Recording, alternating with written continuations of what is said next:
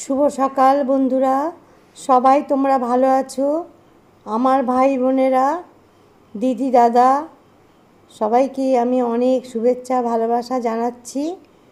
আজকের ব্লগটা তাড়াতাড়ি শুরু করলাম, কেননা চারদিকে ভীষণ আওয়াজ হয়, ভালো লাগে না। আজকে উঠেও পড়েছি ভীষণ তাড়াতাড়ি, খাওয়া দাওয়াও হয়ে গেছে, টিফিন হয়ে গেছে, কিন্তু রান্না বাকি আছে।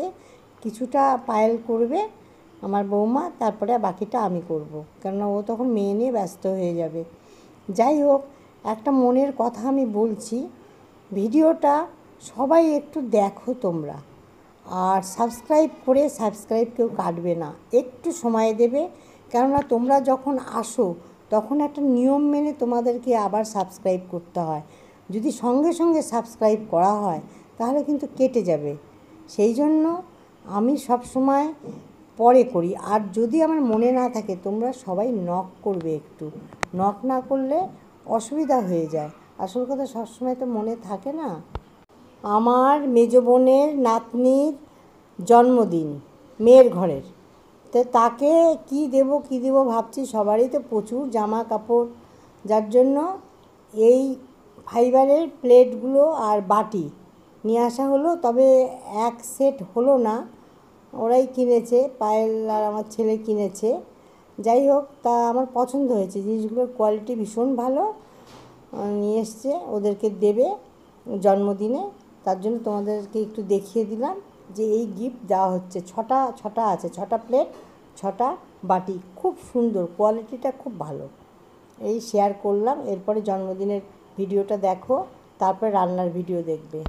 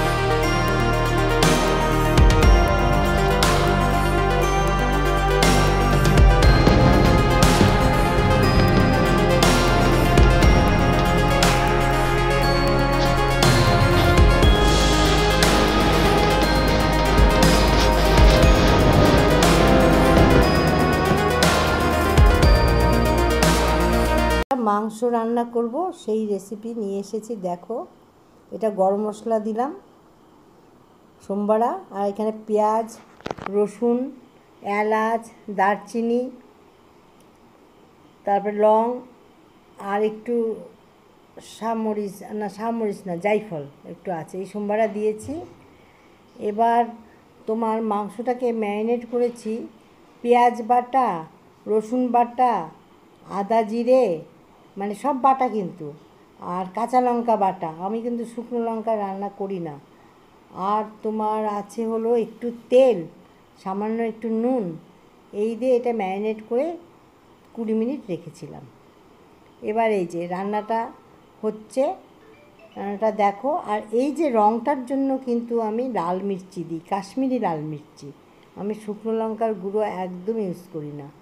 এই মাংসটা খেতে কিন্তু খুব সুন্দর হবে। তবে এখানে একটু আলু দেব, ওই যে আমার ছেলে বউ এরা একটু আলুটা খেতে ভালোবাসে, মাংসের আলু এরা খুব পছন্দ করে। তারপর আবার নাতনিটা আছেই, ওকে এইসব ঝোল টোল দেওয়া হয় না, ওকে মাংসটা আলাদাভাবে একটু করে ছাড়িয়ে দিই, আর আলু দেওয়া হয়।